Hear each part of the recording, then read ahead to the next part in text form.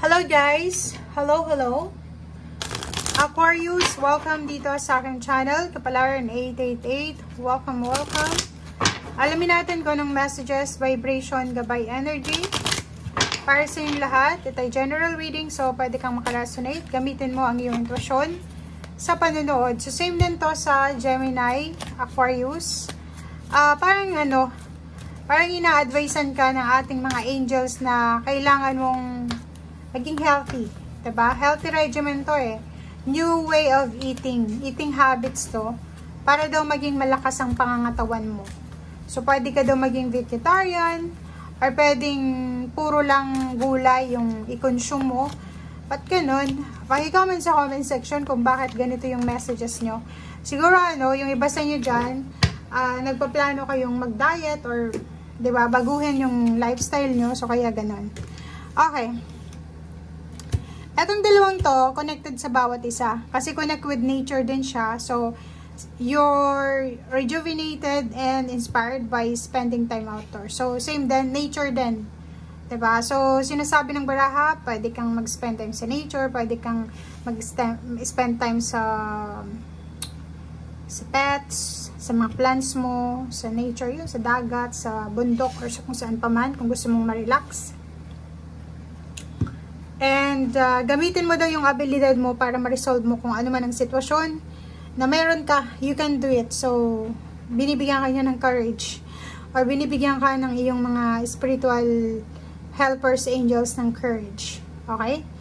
And if nagpaplano ka naman Aquarius ng kasal, sinasabi na the fairies join you in celebrating wedded bliss. So, kung ano man to na sineselebrate nyong mag-asawa, or feeling nyo oras na para magpakasal, sinasabi ng angel sa'yo, no, tamang oras na to. Nasa tamang direksyon, nasa tamang panahon ka na para sa pagpapakasal.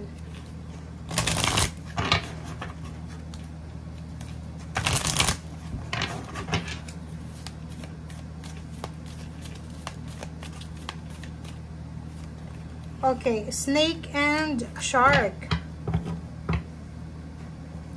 Okay, so dito sa dalawang barahang to, sinasabi ng barahan na kailangan mong mamuhay, Aquarius, depende sa kung ano yung purpose mo dito sa mundong ibabaw. Diba? And next is sinasabi na if ever ikaw ay isang leader, like ikaw ay isang boss, ikaw ay isang namumuno sa kung ano pa man, lead as a powerful, peaceful warrior. 'Di ba yung minsan kasi pag tayo na yung namumuno, tayo yung owner ng company, tayo yung owner ng isang business, or head tayo, supervisor, yumayabang. So dito sinasabi na kailangan natin na maging powerful sa leadership natin, but in a peaceful manner, in a peaceful way, and then be humble. Kasi position lang yun eh. Pare-pareho naman ang tatrabaho eh. Diba? So, yun. Never mind na nasa mataas kang posisyon. Parang nire-remind ka dito ng baraha.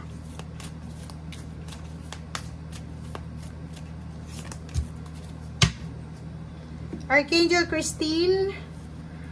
Tingnan nyo. Sinasabi ng baraha na tanggapin natin kung ano yung liwanag. And gumawa tayo ng aksyon with wisdom and loving compassion. And Archangel Muriel, kailangan magtiwala sa sarili mo, have faith sa kung ano man ito na gusto mong mangyari sa buhay mo. Okay, thank you.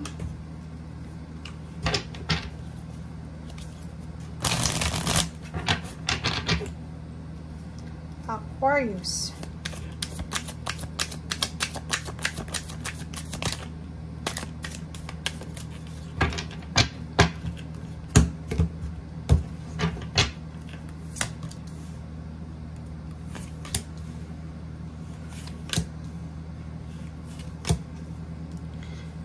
Okay, so dito sinasabi ng baraha na kung ikaw ay nagbabalak na mag-diet, baguhin yung new way of eating mo, or kung ano man itong gusto mo.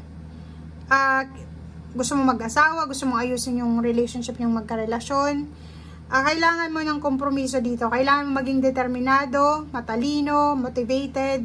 Kailangan mo ng balanse, kontrolin ang sarili, be patient, and moderate the mga unhealthy habits and healthy lifestyle na meron tayo. Okay? Sinasabi ng barahan na kinakailangan mo ding kalmahin ang iyong emosyon kasi masyado kang pabago-bago ng isip, padalos-dalos. And sinasabi ng barahan na make peace with your past. 'Di ba? So, ang nakikita natin dito, 6 of water, ang dami mong mga childhood memories, negative or positive man siya na memories na parang siya yung umahad lang sa growth mo. Okay? So, be compassionate sa sarili mo, be understanding sa sarili mo.